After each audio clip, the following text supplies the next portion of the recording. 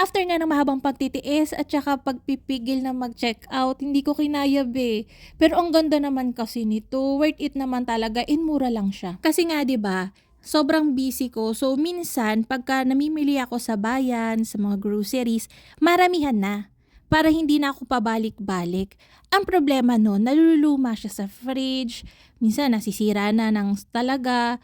So, itong vacuum sealer, mapipigilan niya yun, be. Nakakatuwa. 485 lang siya, be. Tapos may kasama na siya mga plastic.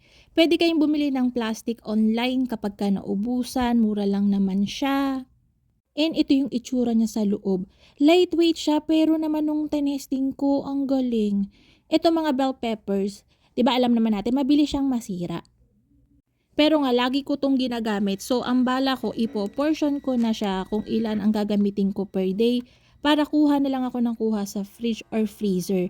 Kapag ka binacuum sealer mo kasi yung mga ganito, tumatagal up to 10 times yung shelf life niya. So, taon na nga abutin yan kahit karne, gulay, kahit nga mga baked products, pwede mong i-vacuum seal kung sakaling papadala mo sa overseas, ganon, para siguradong hindi masisira, hindi magbabago yung texture, ganon. Tapos isa pa nga itong mga nuts na maramihan akong bumili kasi naman itong mga nuts na to, mura siya kapag ka per kilo, per 2 kilos yung bibilin mo, malaki yung mababawas dun sa price. So ang problema ko, kapag ka na-stock ko na siya sa ref, nag-a-absorb siya kahit naka-container pa yan ha. Nag-a-absorb siya ng amoy ng ref, nagbabago yung texture, hindi na masarap. So pag binacuum seal ko to, kung paano ko siya binili, yung pa rin yung mga texture niya kapag ginamit ko na. So bongga talaga. Ines ko nga rin to dun sa pistachio ko na powder. Nagwo-work siya kahit powder pa yung gamitin. Nakakatuwa.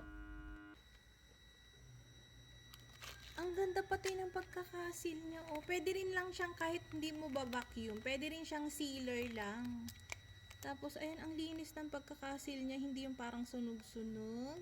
Bongga, bongga. Madali lang din siyang gamitin. Hindi komplikado yung instruction. Kaya talagang approve. Gusto ko siyang itest sa frozen croissant kasi kapag ka matagal na sa freezer yung croissant ko, minsan, nagkakaroon siya ng freezer burn. So, pag-aaralan ko, anong pinakamagandang gawin kung naka-freezer, frozen na ba siya bago ko i-vacuum seal, mga ganon, para maiwasan na nag-iiba yung texture ng croissant. Kaya panalo to, talaga magagamit at magagamit ko to. Parang maganda rin to sa mga bars, brownies, rebel bars, ganon, pagkapapadala mo. Ay naku. So yun mga kalutong tinapay, nakakatuwa nga dahil 485 pesos lang to. Kaya kung nag-iisip kayo kung paano pa-extend yung shelf life ng raw mats natin, kahit yung mga baked products natin, ito na yun. So check out nyo na yan, lalagay ko yung link sa description box. Yun lang, bye bye!